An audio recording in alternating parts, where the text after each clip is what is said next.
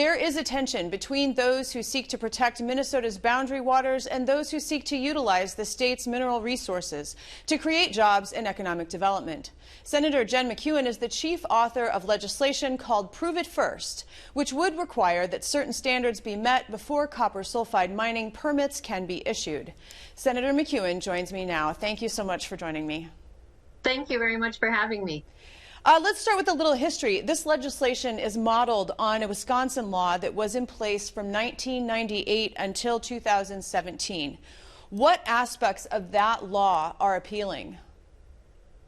I think that the aspects that are appealing about that law is just how well it worked.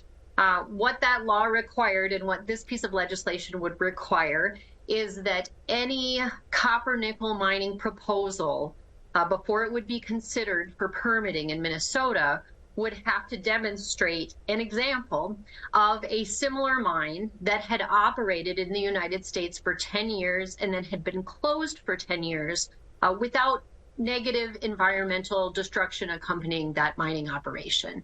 And as a result, unfortunately, the industry is just not there yet. It hasn't arrived at that place. And so we never actually saw during the period of that law in Wisconsin, it was extremely effective. And unfortunately, they no longer have that piece of legislation. I think that is also telling.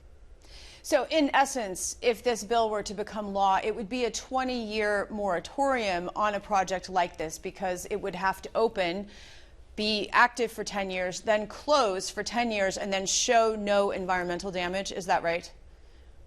Well, potentially, that is potentially correct, unless there are some claims of a mining operation. I'm not aware of any right now, but admittedly, I'm not aware of every copper mine that's in existence right now. So it is possible if industry promoters are doing what they say that they can do, which is to operate these mines safely in a way that doesn't damage the environment.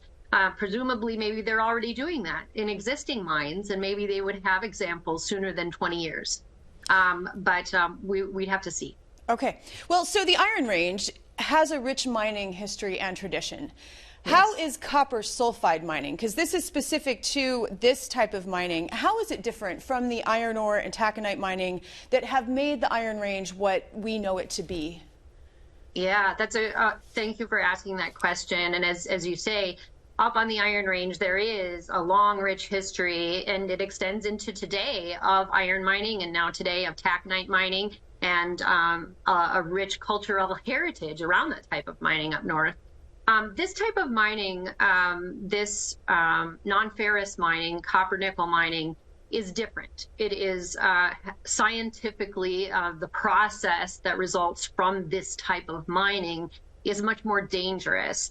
And I'm not a scientist. I can't go into a lot of details without having a more detailed briefing, but my understanding is that the reason for this extra piece of environmental threat and damage comes through the release of sulfuric acid from this type of mining, the level of sulfuric acid that we would be looking at, which is particularly dangerous in a water-rich environment like we have in Minnesota, and especially in northern Minnesota, where we have the confluence of three watersheds.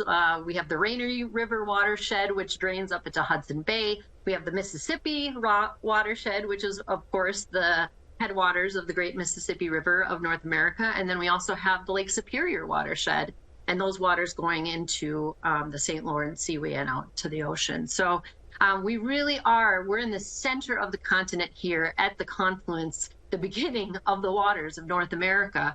And because of just how water-rich the environment here is, we have all of our swamps and bogs, and up in the boundary waters, people know who've been up there, it's water. It's pretty much water in northern Minnesota, connected by small pieces of land.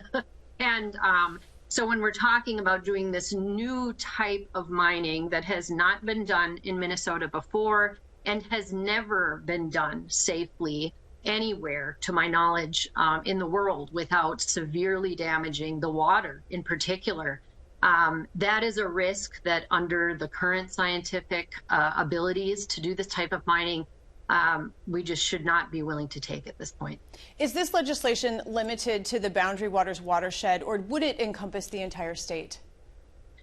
It would encompass the entire state. And I think that's really important. There's other excellent efforts underway to protect the Boundary Waters wilderness, which I am also a big supporter of. And I think, all of us believe that the Boundary Waters is very much a sacred space in Minnesota, and we treasure it and we want to do everything that we can to protect it. But all of the waters in Minnesota are treasured waters. We are the keepers of this water right now. During the course of our lives, we are charged with making sure that we protect all of our waters. We depend on them for our health, for our lives, for our economy, for our well-being. And future generations are depending on us to safeguard not just the Boundary Waters for our preservation and for our recreation going up there, but the water that we put into our bodies every day, the water that our children drink, the water that we swim in, the water that we fish in. So this Prove It First legislation applies to all of the watersheds in Minnesota. So it includes the Mississippi watershed, it includes Lake Superior. And that is one of the strengths of this legislation in particular that we're really proud of, because we believe so strongly that all of our waters in Minnesota are deserving of that kind of protection. Current state law provides for the, quote, diversification of the state's mineral economy through long-term support of mineral exploration, evaluation, environmental research, development, production, and commercialization, end quote.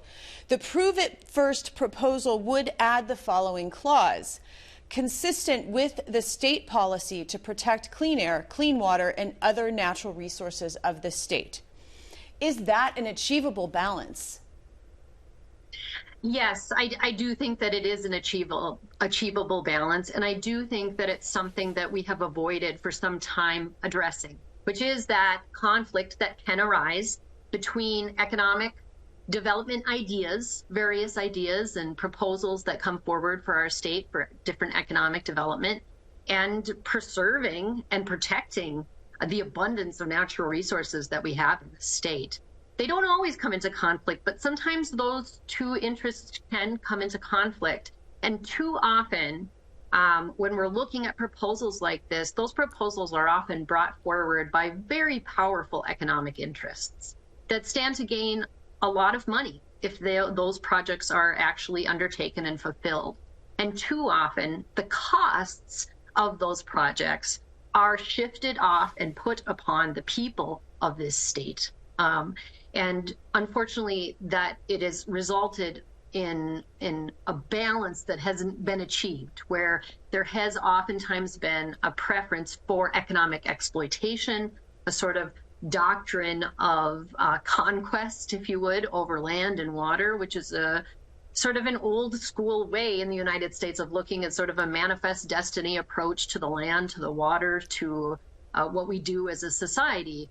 And we live in a different society today for good reason. We know that our resources they are finite, and we do have to protect them. We cannot let corporate interests run wild and run roughshod over our environment, over our people, our workers, our health.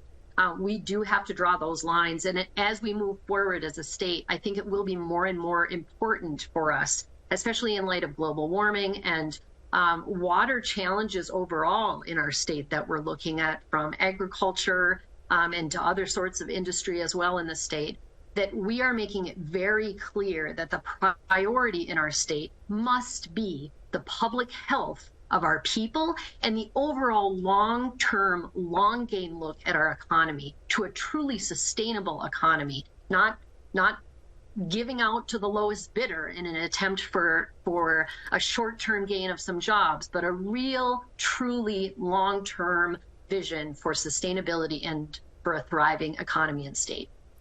Senator Jenn McEwen, it is always a pleasure to talk to you. Thank you. Thank you very much.